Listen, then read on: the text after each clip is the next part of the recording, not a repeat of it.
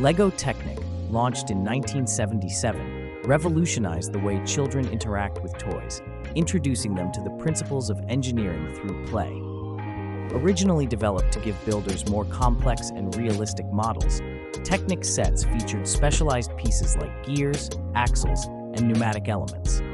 This innovative approach allowed children to create functioning machines, fostering problem-solving skills and creativity.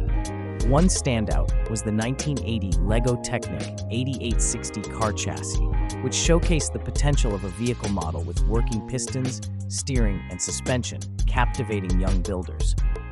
Over the years, LEGO Technic continued to evolve, incorporating new themes and technology, such as robotics, with the introduction of the LEGO Mindstorm series. This blend of construction and technology sparked interest in STEM among children, making learning fun and engaging.